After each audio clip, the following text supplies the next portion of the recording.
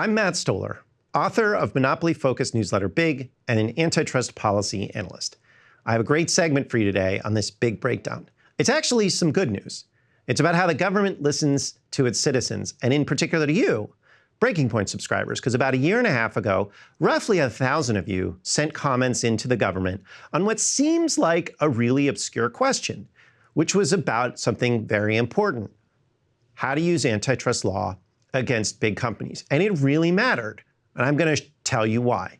But I'm also going to tell you another way, for those of you who submitted comments or who want to submit comments, that you can actually help the government crack down on big business, if that's of interest to you. So it's a pretty grim moment in politics, but one of the positive aspects of the Biden administration has actually been something called antitrust policy, which is the law we use mostly to govern big business.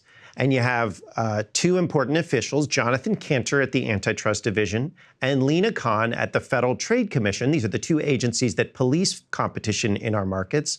And they're trying to return America to the way we used to manage corporate power prior to the 1980s. So Khan and Kanter have brought cases against a lot of powerful firms.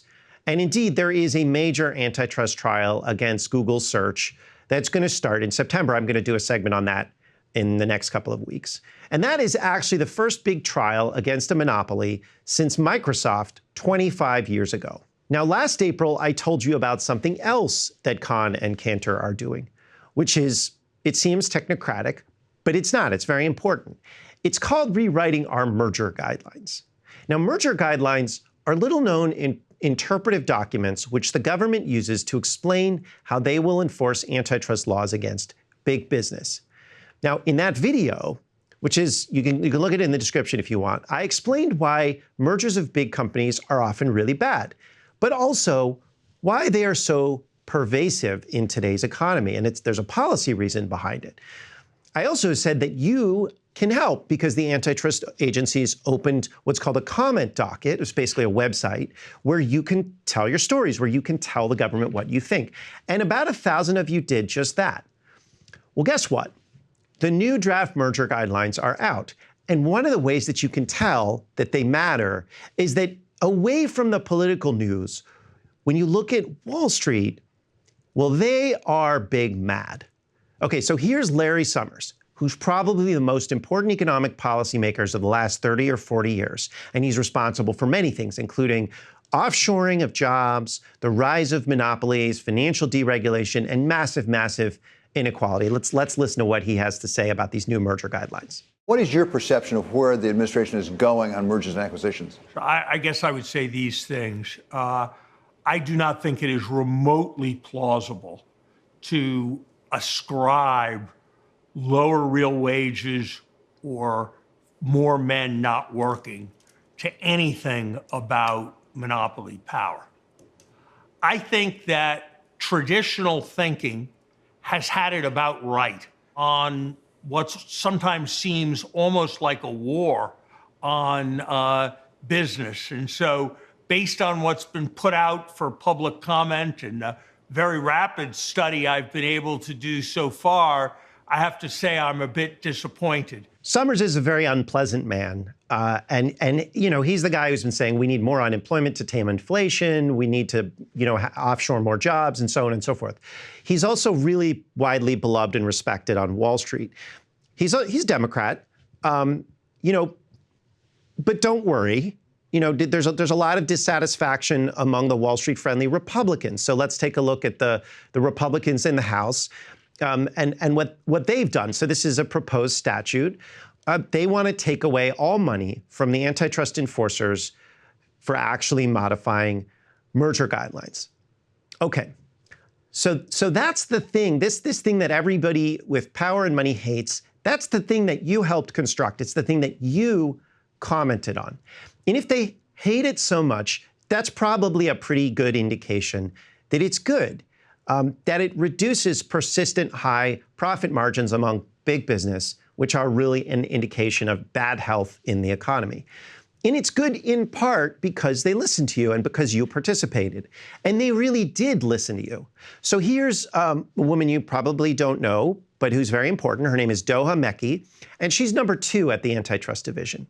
And she's explaining how the government staff read every single one of your comments, and there were 5,000 in total, and how that affected their understanding of antitrust law. So let's take a listen to what she has to say. We are lucid to sort of traditional antitrust harms, right? My prices went up, there are fewer jobs, et cetera. But I was moved by accounts from emergency room physicians, for example, who talked about, after a merger of their provider group or an acquisition by a hospital, that they were actually not able to provide as good care under the regulations or rules or whatever that were promoted by the acquiring company. There were accounts of maternity ward nurses that said, after a merger, they reduced the number of nurses on a hospital floor, and they were rounding less frequently, and they found that very stressful because they felt like they weren't able to deliver care. There were many more examples: agriculture, media, other really important industries in the economy, but hearing real accounts of how regular people, many of whom are outside the Beltway, experience life post-merger was very interesting. Remember what Larry Summers said, where he said there's no evidence that monopoly power reduces wages. There you have Doha Mekki talking about all the comments that they got, which showed that monopoly power and acquisitions do actually impact working conditions, which are actually a form of labor compensation.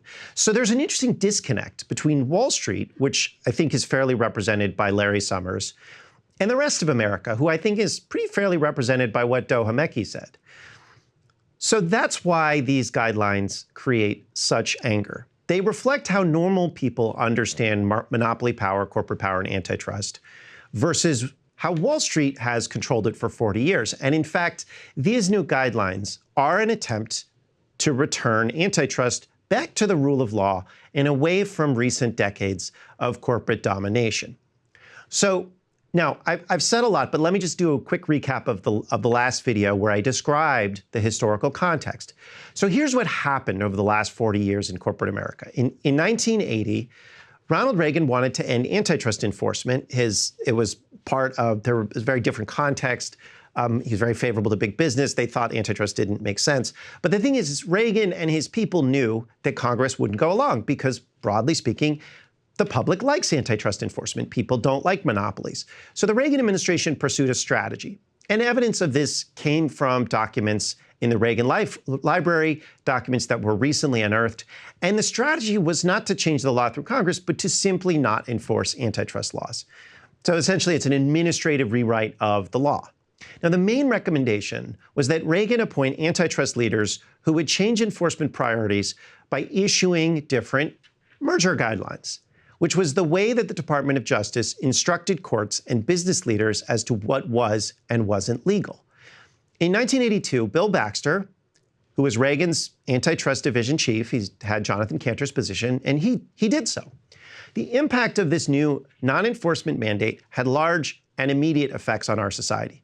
So take a look at this chart. So the red arrow is the moment that the Reagan administration issued their merger guideline rewrite. Merger mania started instantly in everything from retail to defense to banking. And indeed, mergers and acquisitions became so important they came into the culture in a big way. They were the basis of the popular 1987 movie Wall Street, which coined the memorable term, "Greed is good," that characterized the 1980s. But it wasn't just Reagan who did this. Bill Clinton, George W. Bush, Barack Obama, even Donald Trump all continued the framework that Baxter laid out. And over the next 40 years, there were successive merger waves to consolidate nearly every nook and cranny of American commerce. I should say this about Trump. He did bring the Google antitrust case, and that is going to trial in September, which is why I was a little bit hesitant, because his administration is a little bit more mixed. But the thing is, in terms of this 40, 45-year track record, it is hard to find a part of America that has remained unaffected, with much higher prices on vital medicines, but also medicines that are too low priced such that they're in shortage. You see reduced wages, and you see just to give you a recent sense, massively irritated Taylor Swift fans, the consolidation of the ticketing industry and the live performance industry under Live Nation Ticketmaster. Now, over the course of the past 10 years, a lot of people have started to notice, reason being the financial crisis and other shocks to our system. Today, the Biden administration is actually starting to enforce antitrust laws again. But a few high-profile court losses, such as a recent court challenge to the Microsoft-Activision merger and one against United Health Group's acquisition of Change Healthcare, show that the old way of thinking, the way that Baxter imported in the 1980s, is still very powerful among judges. And that brings us back to the merger guidelines. These guidelines help instruct the courts how to interpret a complicated area of law. They're not binding precedent, but they are a sort of influence, interpretation. And one of the problems with antitrust law is that successive versions of the merger guidelines since 1982 have told judges that most mergers are good. Most mergers of big companies, I'm talking about, not the little ones that don't really matter or are actually helpful. I'm talking about most mergers of big companies are good. And I'm not kidding or exaggerating. So here's a sentence from the most recent version of these guidelines written in 2010. It says, a primary benefit of mergers to the economy is their potential to generate significant efficiencies and thus enhance the merged firm's ability and incentive to compete, which may result in lower prices, improved quality, enhanced service, or new products. That's like Live Nation Ticketmaster. Did that improve anything? I don't think so, but those guidelines said that mergers like that do actually help things. So keep in mind, the 2010 guidelines, which is the most recent edition, they weren't some right-wing conspiracy. They were written by Obama enforcers. And this kind of guidance matters, right? So Trump, as I said earlier, was mixed, and he did bring a challenge to the AT&T Time Warner merger, which was very important for a variety of reasons. But in 2018, Judge Richard Leon ruled in favor of the merger. He ruled against the antitrust division, and he cited the guidelines in doing so. So what are these new guidelines? They're in draft form. They're not finalized. What do they say? Well, they present 13 principles.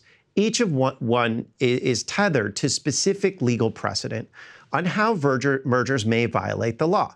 Now, some principles are well understood, like the idea that when you have two big companies that compete against each other, that each own a big part of the market, and they merge and increase what's called corporate concentration, that's probably illegal. Okay, we've always known that. That's always been part of merger law. But other principles haven't been enforced since the 1980s. So they extend arguments of concentration to labor markets and how workers are affected by mergers. There have been some good cases on that recently. But the guidelines say, look, the judges have to look at labor markets, whether you have different rivals that you can work for or not.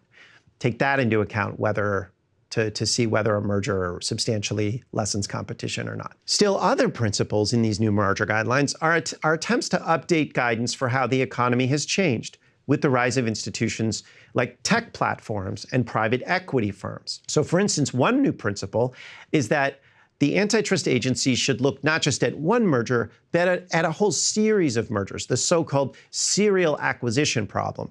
Such roll-ups where a firm or a private equity fund buys a whole slew of small companies in one industry, the idea being to consolidate, it's common today in the economy, from dental clinics to portable toilets to the income verification services of Equifax.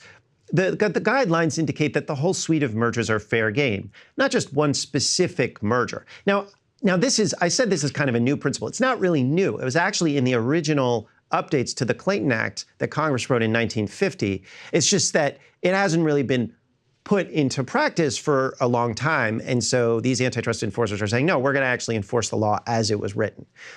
Now, you can read the whole document if you want, including all 13 principles.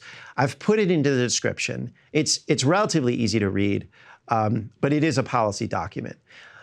Okay, here's where you come in if you want to continue helping. These new guidelines are in draft form, and they will be finalized soon, at which point they'll start to be used in court cases and in a whole variety of different ways. Now, the antitrust enforcers, they asked for information about your experience with mergers. You gave it to them. Now they have these draft guidelines based in part on that feedback.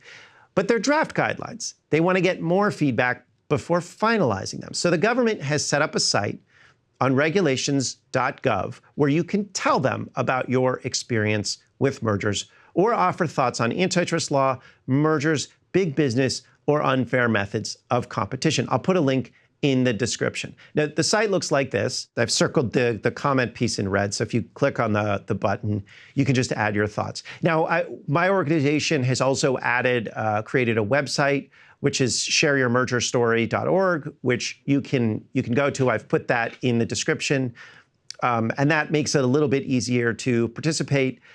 But you can do it either on the government site or you can do it on our site.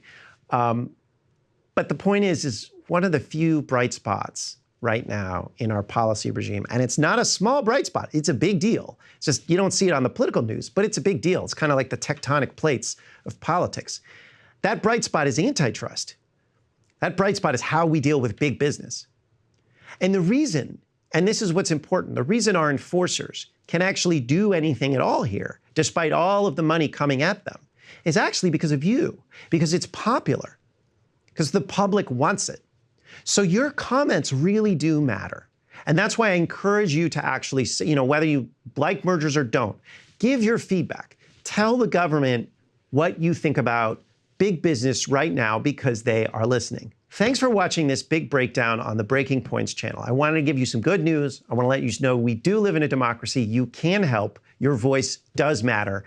Just want to let you know how you can participate just like the lobbyists do. And guess what? There's a lot more of us than there are of them. So if you'd like to know more about big business and how our economy really works, you can sign up below for my market power focused newsletter, Big, in the description. Thanks and have a good one. Hey guys, if you like that video, go to breakingpoints.com, become a premium subscriber, and help us build the best independent media organization on the planet. That's right. We're subscriber funded. We're building something new. We want to replace these failing mainstream media organizations. So again, to subscribe, it's breakingpoints.com.